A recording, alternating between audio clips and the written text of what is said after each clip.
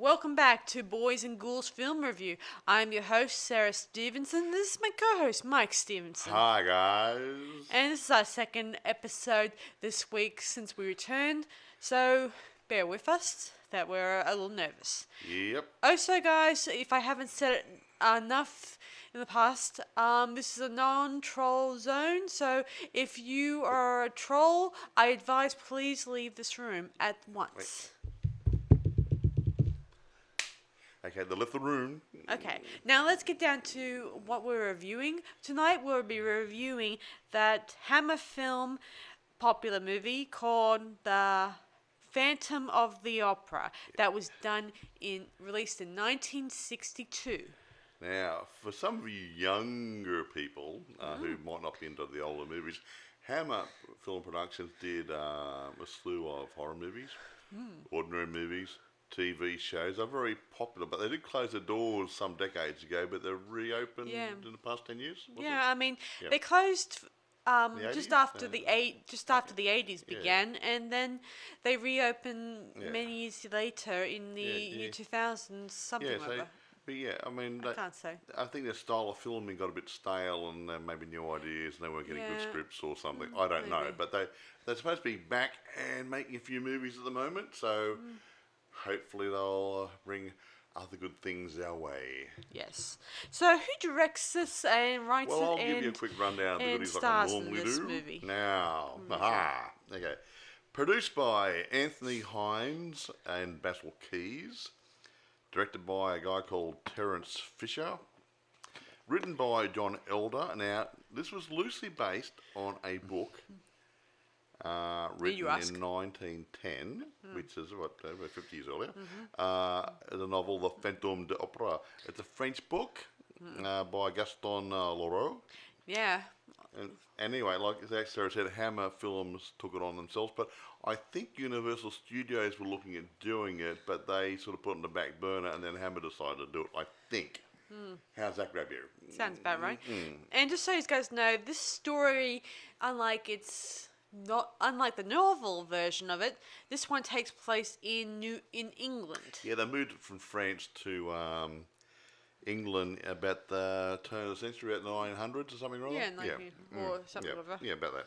Roughly there. Now, a couple of things. The cast. I like doing the cast. Now, Herbert Lom. He's one of my I wouldn't say my favourite actors from that period, but he's an interesting actor. I thought he was great in Pink Panther. And he did, play Inspector Clouseau's estranged boss. Yeah, or nemesis or whatever. Well, he was his boss to start with. Yeah. And then he became his nemesis when he went a bit crazy. So, anyway, Herbert Lom plays the Phantom. He's also, in early part of the movie, when we do a flashback, he plays Professor Petrie, who was a poor, struggling musician who was also a composer.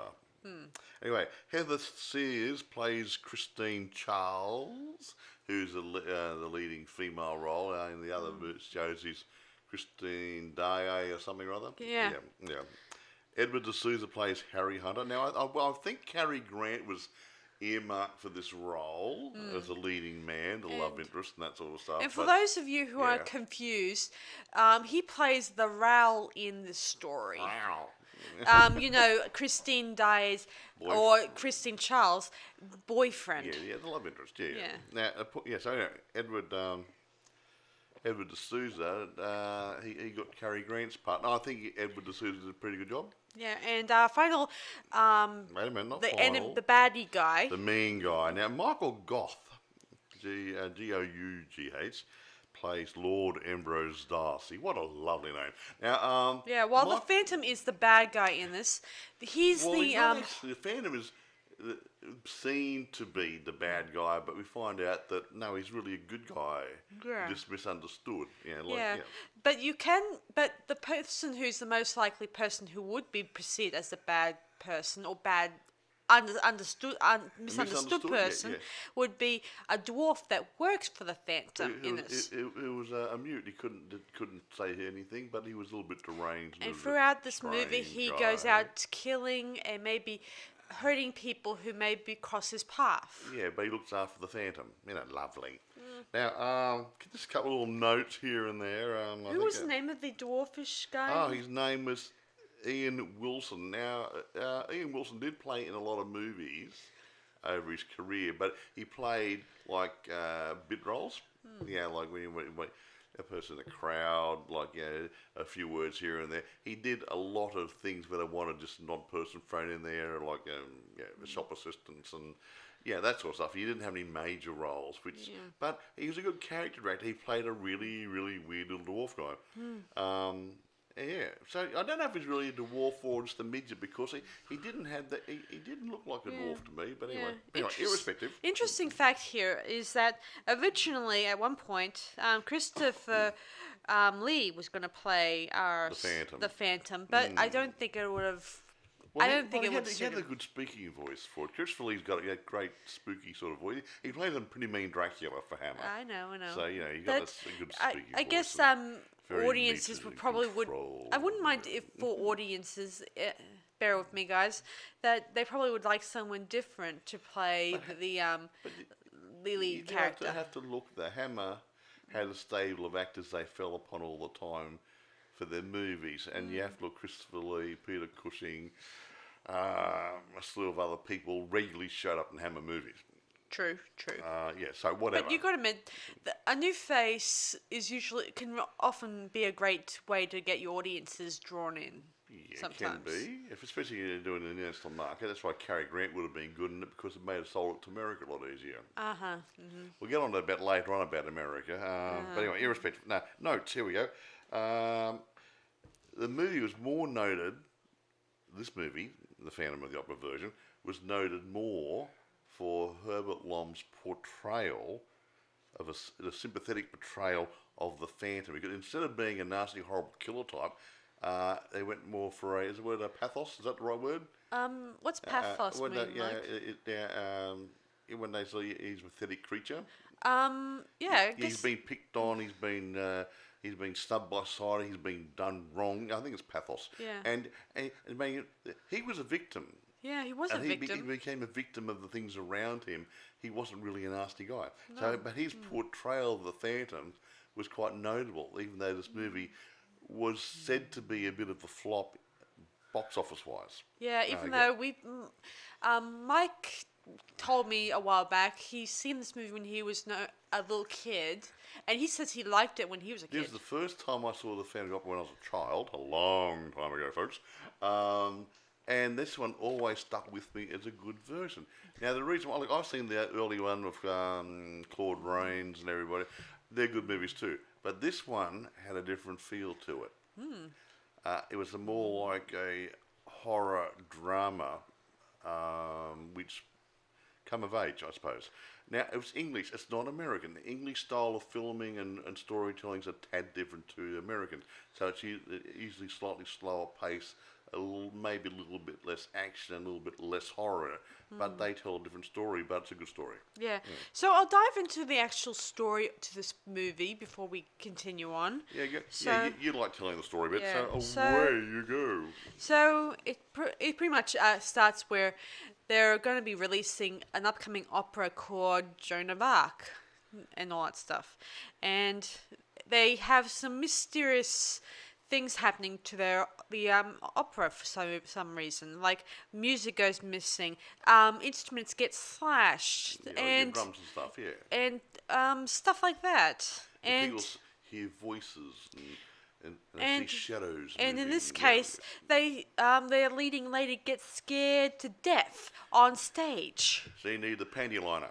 Yes, and by causing this, and I think that the Phantom isn't too thrilled that Lord Ambrose D'Arcy is getting high praise about this upcoming opera. Yada yada. Great opera he's going to do, but he's really peeved. Yeah, I think the usual good term to describe Mr. Lord D'Arcy is he has a tin ear from when it comes to music. No, I wouldn't say he got a tin ear. He had no talent in writing it. Talent in writing it would probably be the best word for it. He was an old count. Like in crikey. Mental block. Uh, It'll come to me later on. Don't worry about it. It must be Alzheimer's or dementia. Lovely. Whatever. So anyway, Tron, that's they, it. In Tron, yeah, we had the guy who stole all the computer programs from what's who's it? yes, Kurt Flynn. Russell. Kurt Russell. Yeah. Yeah, Kurt Russell. No, Who was it? Jeff Bridges. Jeff Bridges. Jeff Bridges. Now Jeff Bridges, he made all these computer programs. The other guy stole them. So the other guy made all money out for his company, and Jeff Bridges made absolutely nothing out of it. Same sort of scenario. Yeah. So back to this movie. Carry on. So Harry, the producer, I think he is, Director. or director. He's director. Yeah. Yeah. He starts auditioning for the lead role again, and this time he finds a possible girl who would suit the role of Joan of Yeah, Arc. Christine. She's Yes, so and pretty. she sings beautifully too. Like a nightingale. And of I've course, never heard a nightingale. yes, of course, Lord Darcy has his eyes set for her, not only because Yeah. she's a good singer, but she's a great looker. And he wanted to give her a bit of one-on-one training. Yeah, he asks. If you know what I mean. Yes, he asks her out, and before she goes out, decides to make plans to go out, she gets a warning from the Phantom that Lord Ambrose was not a good man, and Not to be trusted.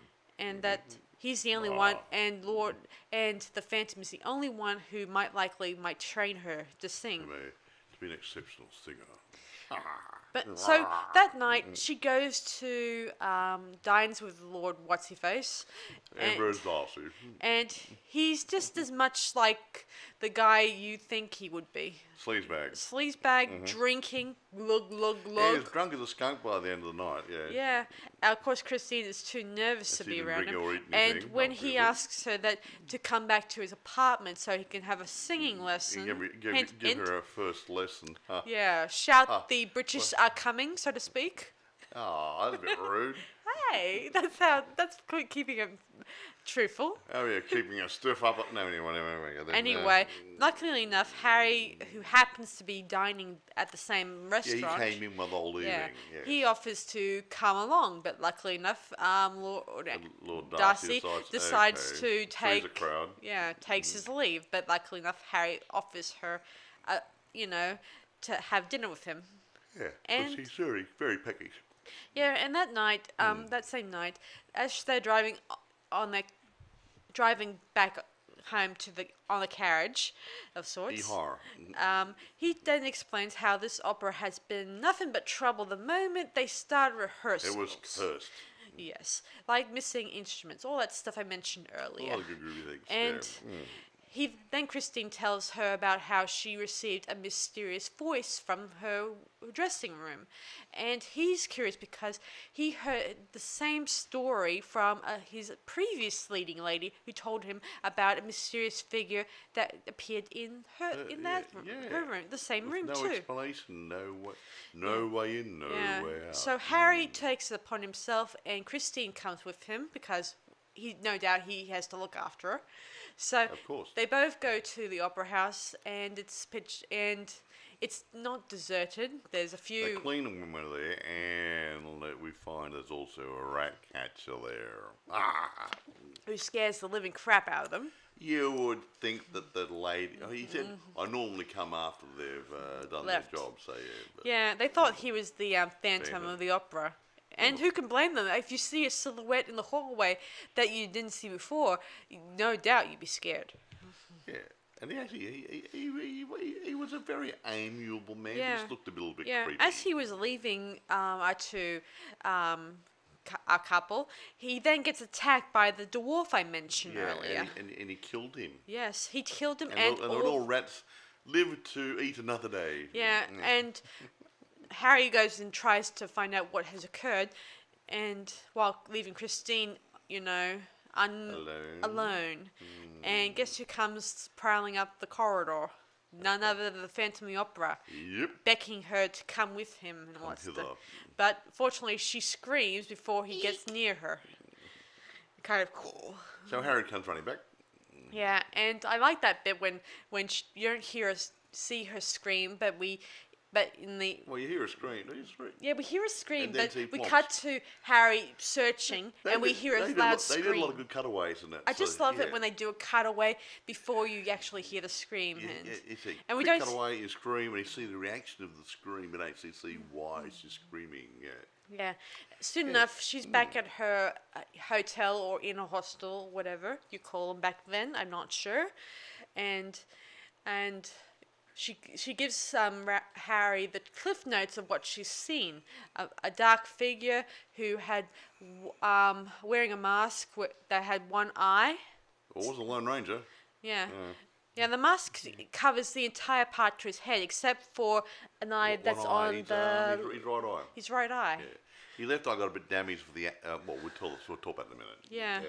Anyway, Harry believes Christine. Before he didn't believe his leading lady the first time, but now he's starting to realize there's a connection between what's going on. He's the detective in this movie, if you will. Detective Harry. Yeah. I guess so. Anyway, Harry Callahan, Dirty Harry. anyway, No, the next morning, Lord Darcy is auditioning again for his new lead one. lady. Because he sacked Christine that night because she didn't come across. Yeah. Now, that is not politically correct. Yeah, in the movie, anyway, remember? his first choice, or not first choice, is a woman who sings, what do they call it? Well, she sat her audition. She wasn't a bad singer, but it's more like a musical comedy hall type music song. singer than an opera singer. But she looked sexy and looks like she might. So he thought, well, if I give her a go, I'll give her a go. Yeah. You know what I mean? Yeah, I gotta admit that Lord Darcy seems to have his head in the clouds, but never on his audience He always wants. thinks of his little man, if you know what I mean. Yes. Anyway, he then tells Harry that he has dismissed Christine. She won't be playing in the opera or any other part in the opera. She won't even be a cleaner in the opera house. She won't even be playing in the chorus, so to speak. She won't be selling popcorn or anything. No. And of course, Harry gets dismissed too because he backtalks dear Lord Darcy's authority, Yes. if you can call it that. Well, he worked for him. He was the producer of the opera. He was putting his time and money up and everything else. And he hired Harry to do the directorship of it and blah, blah, blah, blah, blah. Yeah. Yes. Anyway. As it goes on. Yes.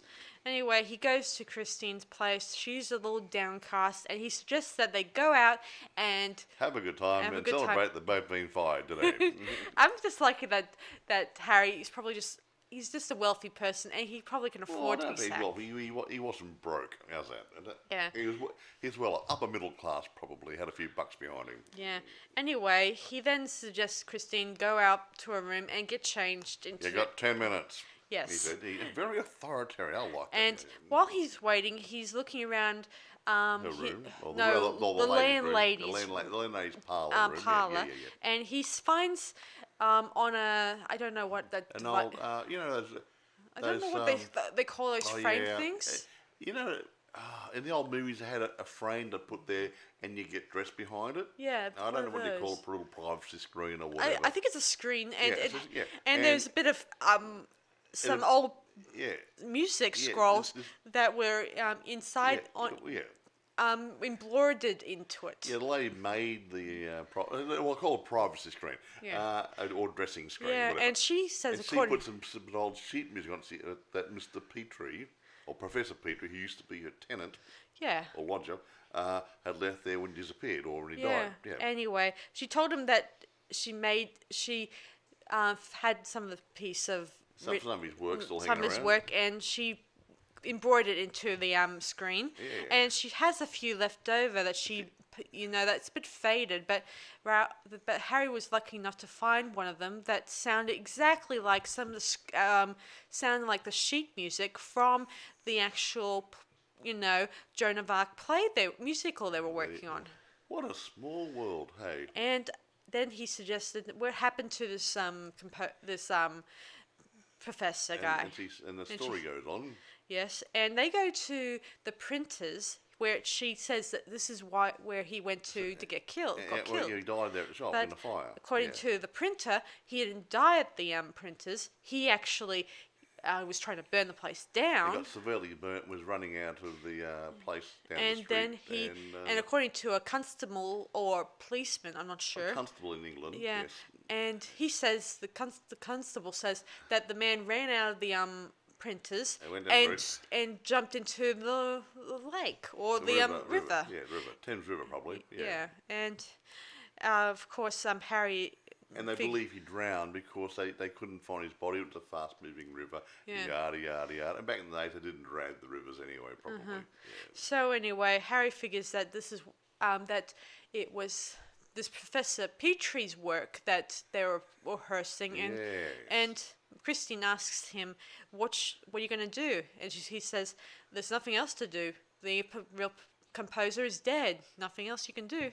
So they thought. Anyway, later that night, Christine is back in her lodgings in her room, and as she's about to tuck herself into bed, the dwarf appears and abducts her and takes her to the Phantom. Guess where, folks? Down in the sewer. Anyway, he eventually tells Christine, "I'm going to teach you to sing. I am going to give you a new voice that a lot of people will admire you for the years to come." Yes. And so the next morning, Lord Darcy's leading lady turns out to be a leading disaster. Yeah. Yeah, she sings like a foghorn. A chicken being plucked, Yeah. or strangled. Yeah. Yeah, and he gets into a fight with the conductor and some of the musicians. So they all walk out. Yeah. Let's go on strike. Yeah. Yeah, Well, yeah. actually, he said they're all dismissed, but that's the same thing. Well, probably. whatever. No. What happened is he fired the conductor, Yes. and the other guys saw that, and they got up and packed the gear up to walk out with the conductor. Yes. And then Lord Ambrose D'Arcy said, "Okay, you're all fired." Yes. I don't think anybody wanted to work for him anyway because he's such a prat. Yeah, he was getting on their last nerve, if you Yeah. will. And the owner of the opera house, he was getting annoyed that Lord Ambrose is turning this into his own personal brothel. And he was going to cost the opera house money. Yeah, by wasting everyone's time. Yeah, exactly right. Yeah, so he tells him he tells the Lord D'Arcy to rehire Harry because he's the only one who might most likely would fix this mess they got into. And of course, he storms out without even and Harry is he's rehired or whatever they call him. The opera house has the right to hire him. Yeah, that's true. And of course, the owner he was a bit of a chicken throughout this. But he grew some testicles, guys. Yes, and he finally admits that Lord D'Arcy is a total waste of space. Yes, a naughty man as well. So anyway, carry on. Yeah, no character assassinations here. So anyway, while they're rehearsing one of their scenes, one of the the guys in the opera house, the crew guys, he then tells Harry that Christine hasn't arrived yet, or even at the hostel, for all I know. You keep saying a hostel. So stay in a boarding house. Okay, or something, boarding right? house. Sorry. You know. Okay, calm down, you fool. Okay, he goes to the boarding house, and the landlady tells him that Kristen hasn't left her room or even haven't slept in her bed either. Yeah, she never even was there in the first place. And a wrap was there, and a bag was there, and everything, and looks like what? Yeah, something evil. Something evil, wicked. This way came, or something, whatever. Whatever, you know. Yeah, while this is happening, the Phantom is teaching Christine how to sing, and I imagine they've been singing all night. She was knackered. Yeah, she was exhausted. She was probably developing throat sores by the Nodules time. on the throat. No. That's the word. They had to strain it too much. Yeah, I imagine they probably did have a few breast breaks, maybe, or maybe not. Probably not. Yes. That's why she's so tired. Yeah. Anyway, he's trying to make sure that she sings to make sure that she has the right suffrage because this is a role that you have to make it believable for the audience. He's working on a phrasing, timing, all the good things you do to all the groovy stuff you must know about to make it real and emotional. And all the good stuff. Yeah. Bit of shadow, light, dark. Yeah. And he's a very good teacher, Yeah, isn't he? of course. Along the lines, when she wants to give up in the end, he physically abuses her a little bit, tells her that if you want to become a good singer, you must have to suffer. Yeah, well, that's it. And he hits her a couple of times. He's not abusive. Oh, but no, slap on the face. to remind her get out of it. that you have to shake yourself out of it. We're going to work hard here. That sort of stuff. Yeah. And he wasn't abusing her. He was just trying to get the best out of her. True. He was trying to get the But best. the man was very emotional because it was his passion. Yeah. All he lived for was his music. Yeah. So anyway, Harry continues his search, and of course he goes back into the last place that he knows where the professor drowned himself, and figures that just maybe Christine might be in the sewer area.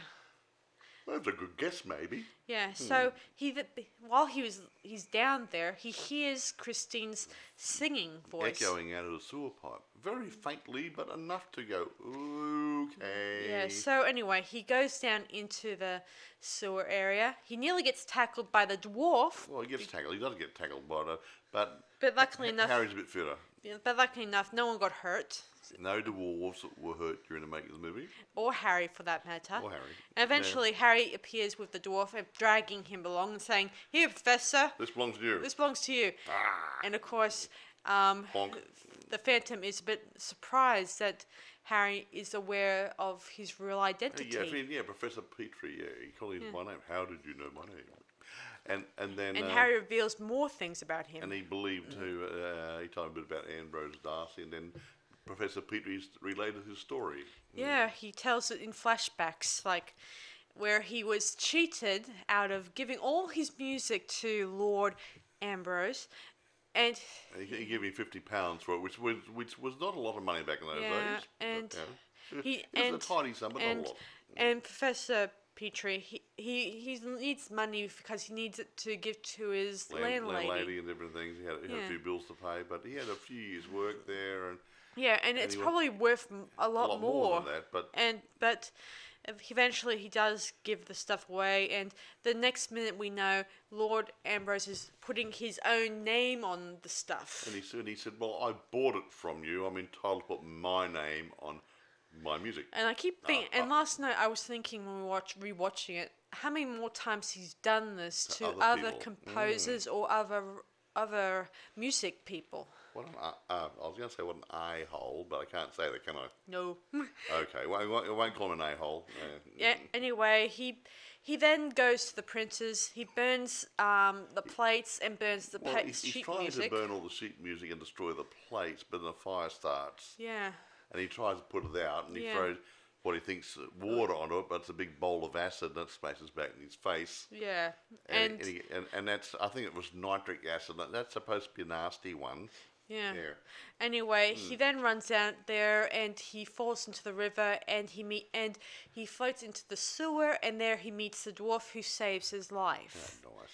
And of course. And that's up home down there. Yeah. And the Phantom ends his story. We go back to the present. I still wonder how they got the organ down there. Good grief. Every time there's a Phantom of the Opera movie, there's always an organ down in the sewer. How they got it down there, I'll never know. Oh, good grief. What? And I suppose you're going to be asking me how they got a horse down there in the other movie. What horse? In the I didn't see a story horse. Too. What horse? Oh, in other versions of the family opera, he stole one of the horses from probably one of the stables that they use. No. If you're talking about, there's some ramps going down to lower basement levels, and there's access from the basement level into the sewer area. Yeah. So anyway. But not this one. No. See corridors and stuff. Yeah. So anyway, moving on back to my story. So the Phantom says that he's slowly withering and dying. So he wants to do one last thing before he goes, and that's teaching Christine how to sing properly, and let him hear that being played at the Opera House. Yeah, to know that his work is being performed, even though. He may not get credit for it, but he'll die a happy man. Yes. Anyway, he then begs Harry and Christine to allow him to continue this. Working with her. And of course, we don't hear them say anything. We just know from their expressions. The looks on their face that they're agreeing to his pleas. Yeah. So the next thing. He's a pathetic-looking individual in the end.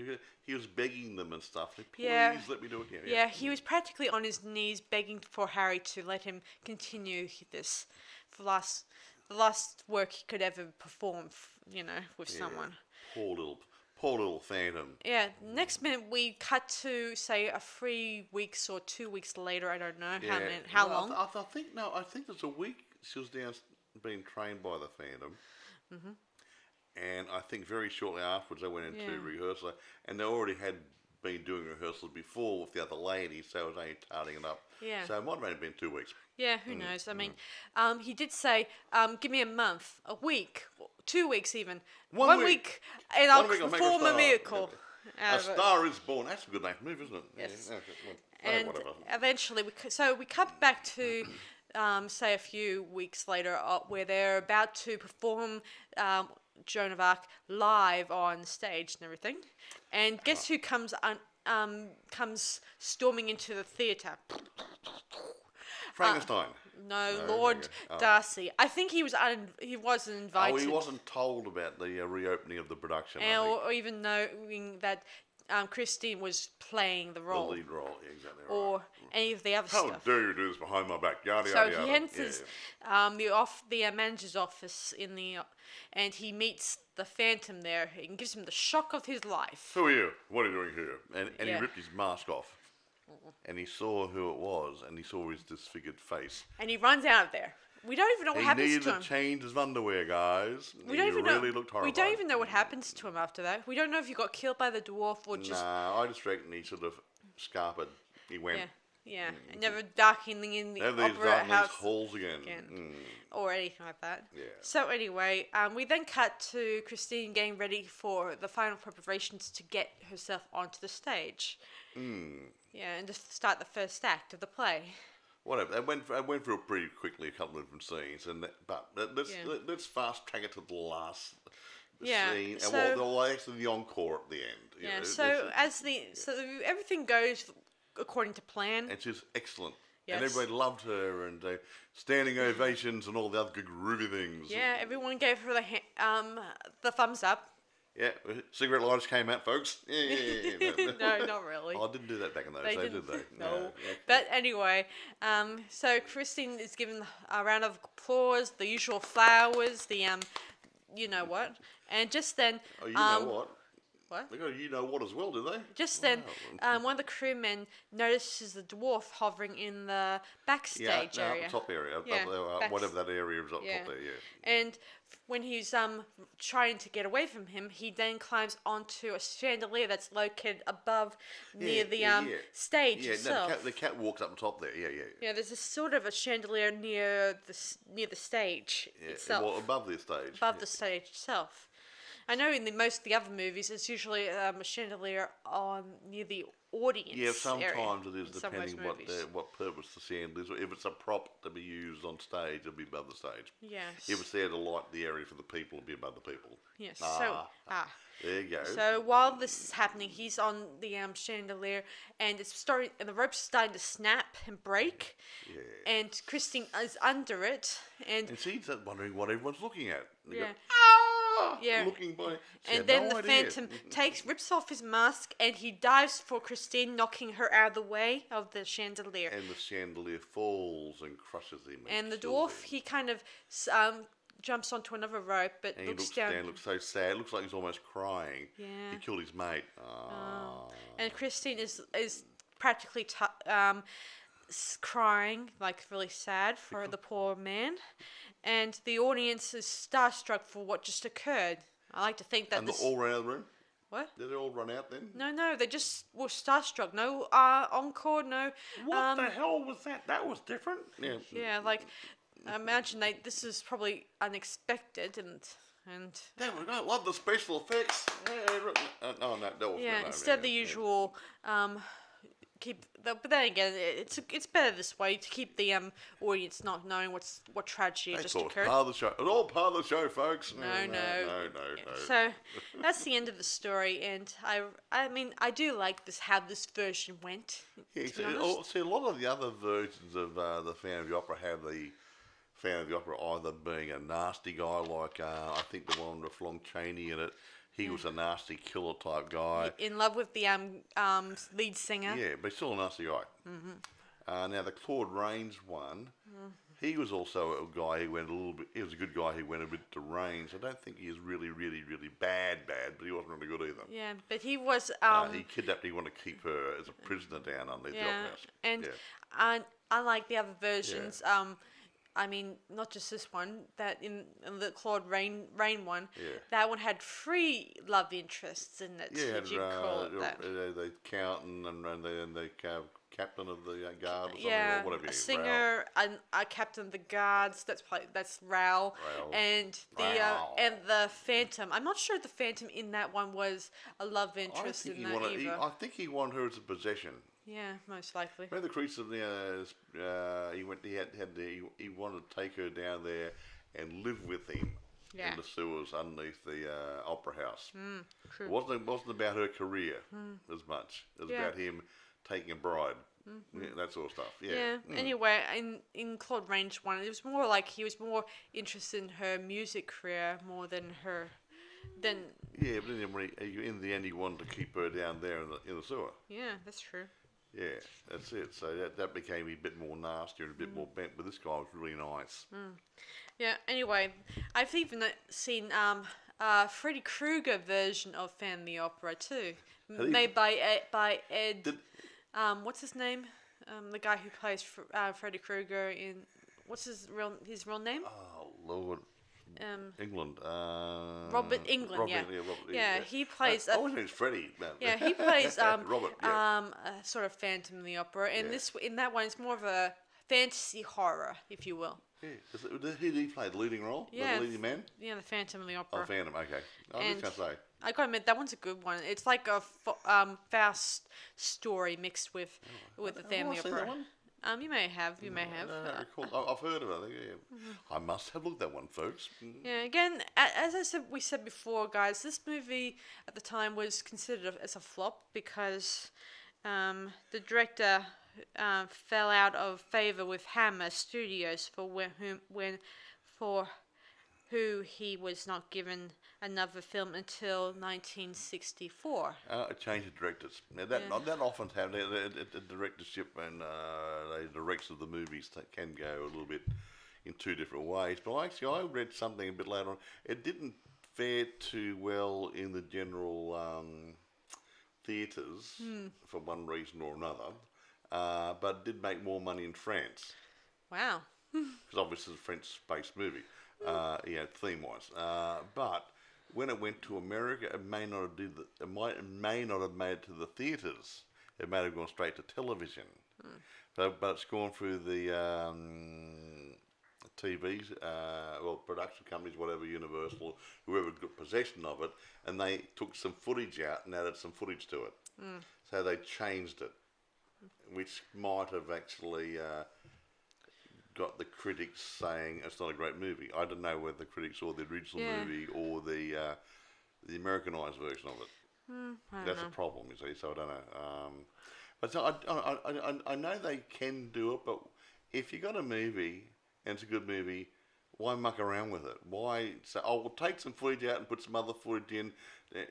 Yeah. You can actually destroy the movie. Yeah, I once actually... It's an insult. I once watched, when I got got this on DVD at one point, they made a mistake with the poster inside cover of the DVD when I got it.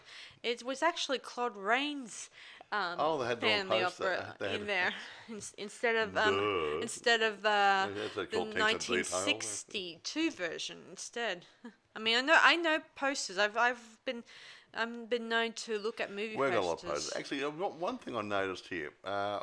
One of the computer sites I saw mentioned they had a budget of £180,000, I believe, back in those days, didn't say.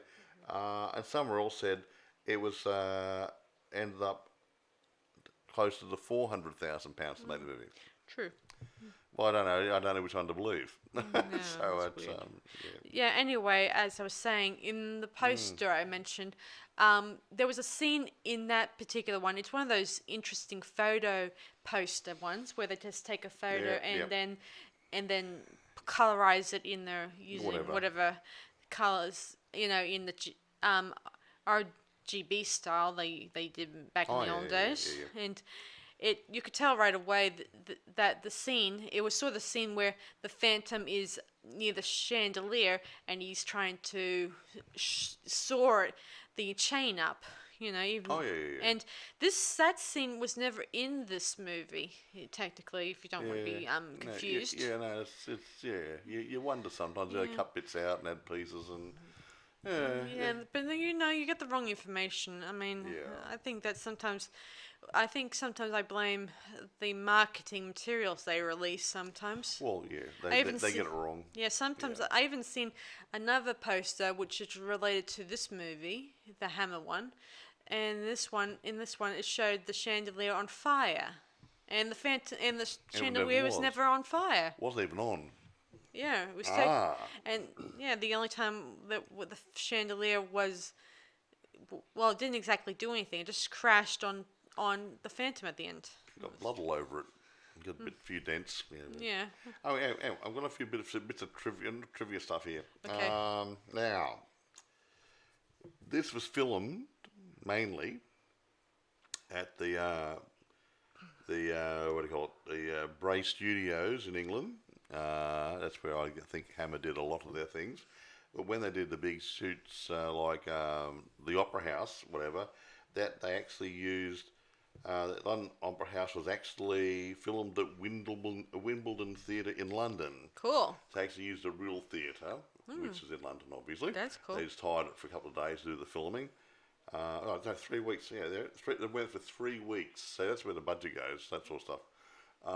And the rest of it, some of the scenes, street scenes or whatever, they had those sets on the back lots. That makes sense. Yeah, so yeah, it's quite nice to actually recycle and stuff. Old sets. Yeah, I agree. Yeah. I do agree with you, Mike. That's why I like about when people use old sets in film productions. Or reuse, but actually diversing. Just digressing this for a minute. I'm just going through some old versions of, you guess, well, you won't guess it, Voyages of the Bottom of the Sea, done by Irwin Allen. Now, Irwin Allen, what I didn't say, I don't want to say it nasty, but he did things on the cheap because, to keep the budget down, and he actually reused the same footage, like underground footage, undersea footage, when the submarine was going down and landing on the bottom, and then to park it. You'd see the same footage of that in different episodes. He borrowed stock footage and different things to keep the cost down. So he really, even though this was probably a reasonably expensive TV series, he used a lot of recycled to keep the cost down. And it's good when you can do it in the same thing in the movie. That's cool. Yeah, interesting. Yes, I do. So, yeah. As long as people don't notice it too much. Well, if you watch them one after another, like I do sometimes when I get a binge on, you say, oh, I noticed that in the other movie, that other episode. But if you see a movie today and then next year you see another movie, you won't necessarily know or recognise the same scenery. Yeah. Which is why not use it? They're like westerns. When they did a whole slew of westerns years ago, and you had Dodge City and Tombstone. They're all using the same buildings. They just changed a couple of signs around, a few things, and did a few different aspects and POVs or whatever, and looked like a different town. But it was the same lot. Oh yeah, that's another thing. That music that Herbert plays as the Phantom is the same music he plays as Captain Nemo in Mysterious Island. That was done in 1961. He's playing a fugue, I believe they call it. Yeah, I think I know what song they mean. I mean, it kind of makes me think of that sort of thing. Even though I never watched Mysterious Island, but I think I know what song that music they meant. Right then. Yeah. Well, I haven't seen it either, but I'll take your word for it. Well, it's unless it's the famous opera organ music. Well, that I don't. Yeah, da, da, da. but yeah, I don't know what it is either. But But I think it's a fugue, and you can actually get some fugues, and they're really nice to listen to. yeah. Yeah. A friend of mine, he's into classical music and he likes listening to a fugue because it's just a good, dynamic, interesting organ pieces he just loves listening to. So yeah. Yeah, well, you gotta admit, organ does sound really, very classical. Hmm. So anyway, do you want to rate this movie now, or do you want to have anything Well, else I to can't add? think of anything else I can say. I mean, reception was pretty lame on it, only because probably they saw the doctored American version. No, I'm not knocking it. I haven't seen the doctored American version, so that might have taken away the storyline. Maybe. I don't know. So I can't tell you. So, but there's a lukewarm reception, but I think really it might not have had a very good exposure in the theatre houses. Remember that Dracula movie we saw of that Letterer guy? It was released in America, but it got squashed Yeah. by all the other movies going on at the same time. Yeah. Yeah, you suddenly get a good movie gets lost in the shuffle. shuffle and the plethora of all the other movies come out at the same time, and so it doesn't get a good run, which is it's sad because there's a lot of good movies are made, but people don't see them because I've got a choice of seeing that movie or that movie. I'll go see that movie because that stars in it, or I know that director, or that's the sort of movie I want to go see, and they don't even go and see the other one later on, and it gets left behind. So it's a bit sad. Yeah. So Yeah. anyway, I'm going to rate this. It's one of my favourite Phantom of the Opera movies. Now, when I said that, from a horror drama perspective. Now, the musicals are different, like the one of Jared Butler, that's a different type of movie, that's a musical. So that's a class all by itself, that's a musical version of Phantom of the Opera, more so, with a little bit of horror thrown in. But with all the other Phantoms of the Opera, whether all horror or drama related, I'm going to compare this to them, I'm going to give it 9.5. How's that? I'm gonna give it a 10.5. We only go to 10? A 10.5. That good? 10 out of 10. 10 out of 10, okay. Right. Wow, 10 out of 10. We only go to 10. Well, it's just that. Okay, it's better than 10. That's not bad. Well, I do think it's interesting, and I like it that in Hammer Horror they can capture old period old Actually- period world stuff. No, and they do a lot of stuff on site as well, and when they do the sets up, they know what they're doing with the sets. But there was something about the filming. I saw something. Can't remember. I saw it somewhere. Oh yeah. When they're doing some of the flashbacks in it of the professor when he's relating his story, they used what they refer to, maybe still refer to, as Dutch angles, which they tilted the camera noticeably to give it an off-kilter effect, and to help with the flashback dream sequence. And I think they might use that sort of stuff still sometimes. They probably do. They make it a little bit off-kilter so it looks a bit more surreal, not quite right. Yeah. And they were using that back in those days, so it's been around for a long time. Well, it is handy. It's thing to remember, you'll get decent lighting, camera angles and POVs and whatever. Yeah, it's a good director of photography, I'd say, all around, and everything is good about it. How's that, guys? Yeah, costumes, wardrobe, and the layout and script. Am I add? Well, it's a good script. I think it's a good script.